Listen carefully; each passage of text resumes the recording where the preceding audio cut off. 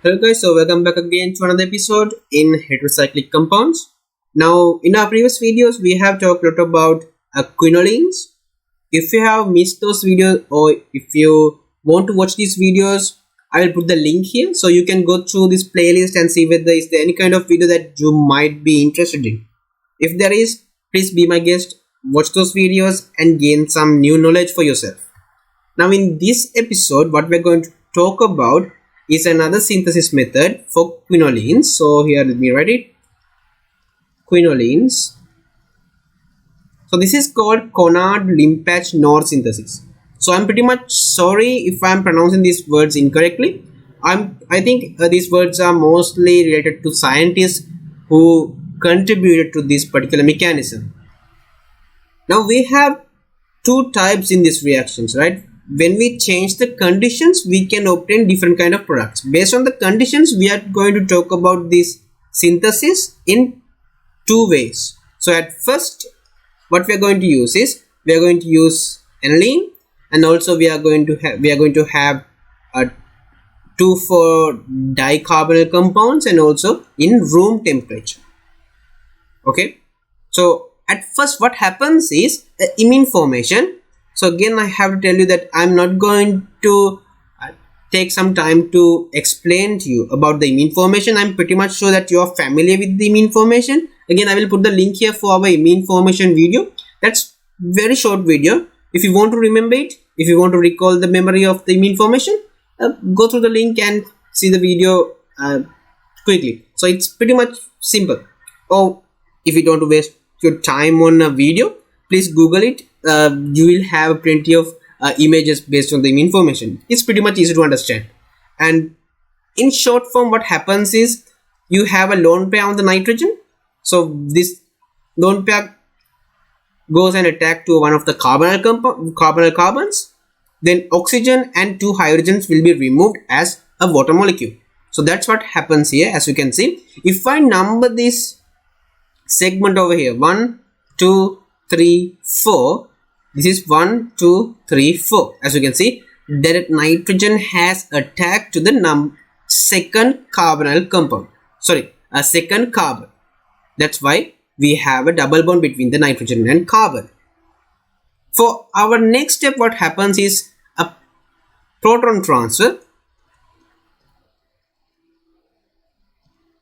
A proton on this third position will be transferred to the nitrogen, and the double bond will be shifted to this particular position. Okay, now we are having this compound. Now this is very crucial step. Okay, you know, there's a lone pair on the nitrogen. So the ring closure now happens. This lone pair comes over here, and this one comes and attack to this particular position. So this product will be obtained through a reaction intermediate. So what we will have is a structure like this.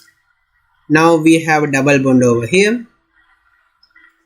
We have a double bond over here, and we have a newly formed bond between these two carbons. So we have oxygen and we have OET.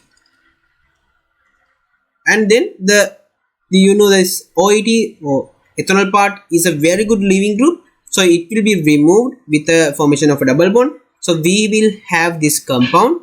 Then what happens is an oxidation. So with the oxidation, we will have our quinoline compound. Now, if we talk about the yield of this particular mechanism, we will have around 70% of a yield in this part. I have told you that this synthesis mechanism or this synthesis reaction has two parts. Like we can change the product. We can have different kind of products based on different conditions. So here we are using room temperature, and our next conditions are we are using higher temperature. So around 140 Celsius. If we do the reaction under 104 over 100, maybe I'm not meaning over 140 Celsius, around 140 Celsius, you will get a different kind of product. What will happen is, instead of a imine formation, now what happens, this nitrogen will come and attack here, and you know the double bond will be broken, and again not like this. So let me draw it again for your clarity. Okay, let me take the white color. Okay, that's good. Now what happens is, in here in our first method, you can see our nitrogen has attacked to the number second position of carbon. Here the attack will happen to the fourth position. Now what happens is, when this attack happens, this bond over here, it will break. So we will have a compound like this.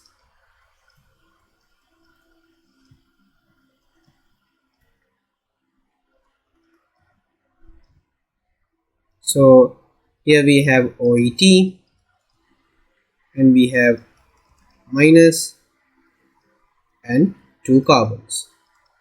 Okay. Now when this this lone pair come back here, when this lone pair come back to form a double bond, what happens is this OET group, it will be removed. So that's what we have on this particular position. OET group will be removed alongside with the hydrogen. So now it's on the positive charge, so it will come back to the neutral form. So we have this compound through this reaction intermediate. So I hope it's okay for you, right? In this position, the imine formation happens, right? In here, imine formation happen through the attack onto the second carbon. But here, as you can see, the nitrogen attacks to the fourth carbon. This should lead to the formation of a imine, but it avoids formation of a imine because of this stable and very good leaving group. Instead of going for a imine, what happens is this leaving group will be removed. So that's what happened in this state.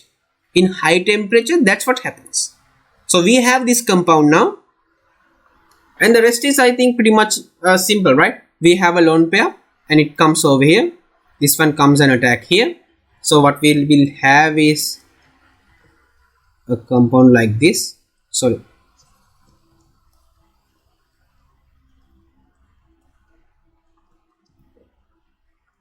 We have a double bond NH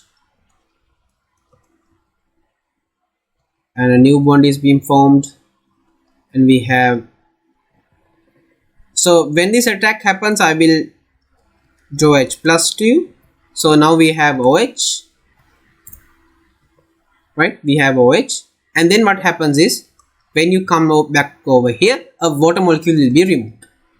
So when the water molecule is being removed between these two positions, a double bond will be formed in between.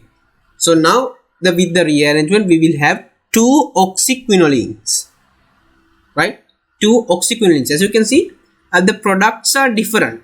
So this one, we obtain this product when we do our reaction in room temperature, and we obtain this product when we do our reaction in higher temperature like 140 Celsius.